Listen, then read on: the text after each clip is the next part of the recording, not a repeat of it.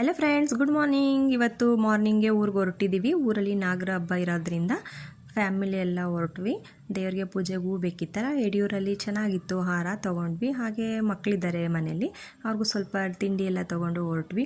ಊರಿಗೆ ಹೋಗೋ ಖುಷಿನೇ ಬೇರೆ ಅಲ್ವಾ ಫ್ರೆಂಡ್ಸ್. ಊರಲ್ಲಿ ಅವರೆಕಾಯಿ ಗಿಡ ಹಾಕಿದ್ರು, ಅವರೆಕಾಯಿ ಮಾತ್ರ ತುಂಬ ಚೆನ್ನಾಗಿ ಬಂದಿತ್ತು ಫ್ರೆಂಡ್ಸ್. ಹಾಗೆ ಮಧ್ಯಾಹ್ನ ಊಟಕ್ಕೆ ಸಾಂಬಾರು ಮಾಡೋಣ ಅಂದ್ಬಿಟ್ಟು ಎಲ್ಲರೂ ಸೇರಿ ಬೇಳೆನ ರೆಡಿ ಮಾಡ್ಕೊಂಡ್ವಿ. ಬೇಳೆ ನೋಡಿ ಫ್ರೆಂಡ್ಸ್, ಇಷ್ಟ ಆಗಿತ್ತು, ತುಂಬ ಚೆನ್ನಾಗಿತ್ತು ಬೇಳೆಕಾಳುಗಳು. ಸಾಂಬಾರನ್ನ ಒಲೆ ಮೇಲೆ ಮಾಡ್ಕೊಂಡ್ವಿ. ನಾವು ಈ ರೀತಿ ಮಾಡ್ತೀವಿ, ಈರುಳ್ಳಿ ಬೆಳ್ಳುಳ್ಳಿ ಪೇಸ್ಟ್ ಹಾಕಿ ಕಾಳನ್ನ ಒಗ್ಗರಣೆ ಮಾಡಿಕೊಂಡು ಅದರೊಳಗಡೆ ರುಬ್ಕೊಂಡಿರೋ ಮಸಾಲೆನ ಹಾಕ್ಕೊತೀವಿ. ಸಾಂಬಾರು ರೆಡಿ ಆಯಿತು ಫ್ರೆಂಡ್ಸ್. ಮೇಲೆ ಮಾಡಿರೋದ್ರಿಂದ ತುಂಬ ಟೇಸ್ಟಿಯಾಗಿರುತ್ತೆ ಫ್ರೆಂಡ್ಸ್. ನಾಗರ ಹಬ್ಬಕ್ಕೆ ಟಮಟನೂ ರೆಡಿ ಮಾಡ್ಕೊಂಡ್ವಿ. ನಾವು ಈ ರೀತಿ ಅಕ್ಕಿ ಟಮಟ ಮಾಡ್ಕೊತೀವಿ.